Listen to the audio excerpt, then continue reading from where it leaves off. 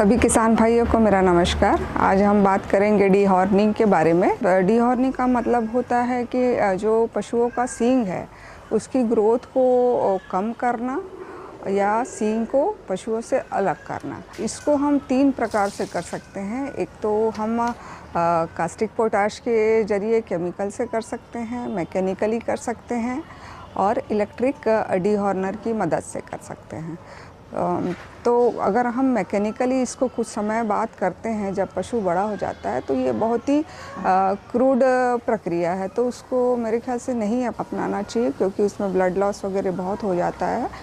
तो उस समय क्या पशु भी बड़ा हो जाता है। तो मेरे ख्याल से मैकेनिकल को हमको अवॉइड करना चाहिए और हमको केमिकल बेस्ड हमको डीहॉर्निंग करना चाहिए। तो डीहॉर्निंग के क्या क्या फ़ायदे हैं ये देखें तो डीहॉर्निंग के फ़ायदे ये हैं कि पशु जो उग्र हो जाता है, तो पशु अगर हम सींग को अलग करते हैं तो वो उसका जो एग्रेसिवनेस है, उसका जो गुस्सा है वो शांत हो जाता है और हमको किसी भी प्रकार की इंजरी से बच सकते हैं। किसी को भी चोट लग सकती है, वो दूसरे बछड़ों को मार सकता है, दूसरी गायों को मार सकता है, तो ये सारी चीज़ों से हम बचाव कर सकते हैं। जगह कम लगती है और हम पशु को अच्छे से हैंडल भी कर सकते हैं। इसके अलावा अगर हम उस पशु को डीहॉर्निंग किए हुए पशु को कहीं बेचते हैं तो हम ज़्यादा से ज़्यादा कीमत पशु की ले सकते हैं। तो इस तरीके से ये पूरे डीहॉर्निंग के फ़ायदे हैं। और डीहॉर्निंग जो है कब करना चाहिए, तो डीहॉर्निंग हमको 14 दिन से 1 महीने के बीच हमको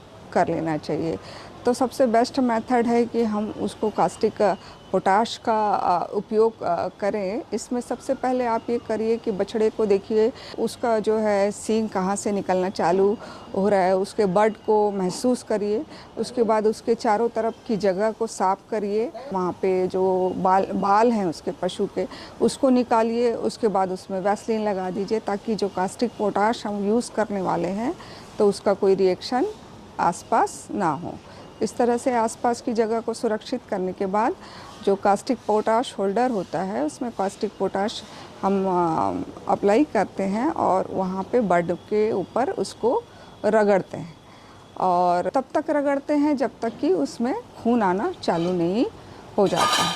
और उसके बाद उसके कुछ दिनों तक जब तक वह घाव भर नहीं जाता उसकी हम ड्रेसिंग करते रहते हैं।